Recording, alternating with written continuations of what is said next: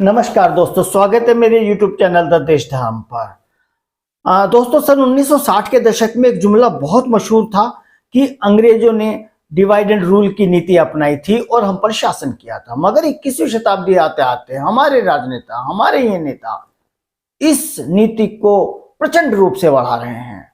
आज जितना विभाजन हमारे नेता कर रहे हैं, अंग्रेज तो उसके मुकाबले कुछ भी नहीं। आजादी से पहले मेरे विचार से हिंदू और मुसलमान में विभाजन था और थोड़ा बहुत शूद्र और सवर्ण जातियों में विभाजन हुआ करता था। जो भी विभाजन था वो स्वीकार योग्य है, वो विभाजन था। दोस्तों, बिहार में रोचक घटनाक्रम चल रहा है। आप जानते हैं कि बिहार के मुख्यमंत्री नीतीश कुमार इस विभाजन के अगवा हैं, पूरे देश के लिए अगवा है। सबसे पहले उन्होंने जातिगत जनगणना करके एक विभाजन किया, ओबीसी का आरक्षण बढ़ाया और कुल आरक्षण 75% तक कर दिया। उसके बाद एक और नया विभाजन कल हुआ। कल बिहार सरकार के शिक्षा विभाग ने कक्षा 1 से कक्षा 12 तक के बच्चों के लिए छुट्टियों की लिस्ट जारी की। ये 2024 के लिए है। इस छुट्टियों के अनुसार हिंदू त्योहारों की छुट्टी को कम करके मात्र 7 या 8 रोक दिया गया है, जबकि मुसलमान बच्चों के लिए ये छुट्टियां 11 तक बढ़ा दी गई है। अब आप देखिए, ये वो नीतीश कुमार जो ये दावा करते हैं, जो नारा देते हैं कि जिसकी जितनी संख्या भारी उतनी उसकी हिस्सेदारी, जहां 70, 75, 80% हिंदू हैं, वहां उनकी सिर्फ 7 या 8 छुट्टियां, जबकि मुसलमान जो 15 या 20% होंगे उनकी 11 छुट्टियां। और एक और बात, आप सब जानते हैं कि हमारे हिंदुओं में पूरे साल त्योहार लगते हैं, बड़े शुरू से लेकर आखिर तक त्योहार चलते ही रहते हैं, जबकि मुसलमानों के गिने चुने त्योहार होते हैं, मुख्यतः बकरा ईद और मीठी ईद, 1-2 त्योहार और होते हैं।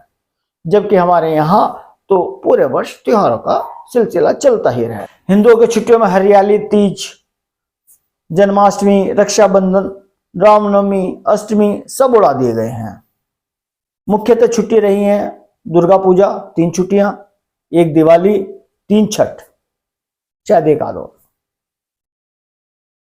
दोस्तों, ऐसा नहीं है कि नीतीश कुमार कोई बच्चे हों, वो खाटी राजनीतिज्ञ हैं। वे जानते हैं कि वोट बैंक कैसे बनाया जाना। पहले उन्होंने हिंदुओं में विभाजन किया और जिसकी जितनी संख्या भारी के नाम पर उन्होंने ओबीसी का आरक्षण बढ़ाया और कुल आरक्षण को 75% तक ले गए।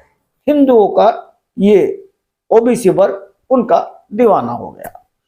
अब 2024 का चुनाव है, अभी उन्हें वोट और चाहिए। अब उन्होंने मुसलमान, हालांकि मुसलमान पहले भी नीतीश कुमार को बहुत पसंद करते हैं, मगर पूरी तरह पसंद नहीं करते थे क्योंकि वो भाजपा के साथ रहे हैं, तो विश्वास मुसलमानों पर कम करता है। इसके लिए उन्होंने क्या किया कि मुसलमानों की छुट्टियों को 11 तक बढ़ा दिया, हिंदुओं की छुट्टी कम 7-8 रह गई और उनकी 11 छुट्टियां हो गई। है ना कमाल साहब? ये वोट बैंक राजनीति, विभाजन की राजनीति इस देश को कहां लेकर के जाएगी, समझ से बाहर है। दोस्तों, इस देश में चुनाव जब भी आते हैं, इस देश को पीछे की ओर ले जाते हैं। 2 कारण। पहला, खर्च बहुत होता है, ब्लैक मनी दुनिया भर की लगती है। और दूसरा कारण, अब जो नई परिपाटी चली है, ऐसी योजनाएं जो देश को डेंट देती है, नुकसान पहुंचाती है, आरक्षण जैसी योजनाएं। और अब एक नई स्कीम शुरू हो गई, फ्रीबीज, हर चीज मुफ्त लुटाने की। केजरीवाल ने अभी नए दौर में तो केजरीवाल ने शुरू की थी, फ्री बिजली, फ्री पानी, फ्री मेट्रो, फ्री बस, और उसका कारण उन्हें सफलता मिली। फिर पंजाब में उन्हें सफलता मिली और उनकी देखा देखी अब तो कर्नाटक और फिर राजस्थान और मध्य प्रदेश, और एक पार्टी नहीं, सब तरीके का माल लुटाने को बैठी हुई है। उन्हें देश, समाज और प्रदेश से क्या मतलब? उन्हें सिर्फ वोट चाहिए, सत्ता चाहिए, नोट कमाने हैं भाई। अरे एक एक सांसद करोड़ों करोड़ रुपया खर्च करता है चुनाव में, तो फिर वोट चाहिए, पैसा चाहिए, फिर पैसा कमाना है। चलिए दोस्तों, बहुत व्यथित हूं, दिमाग में दही जमी हुई है।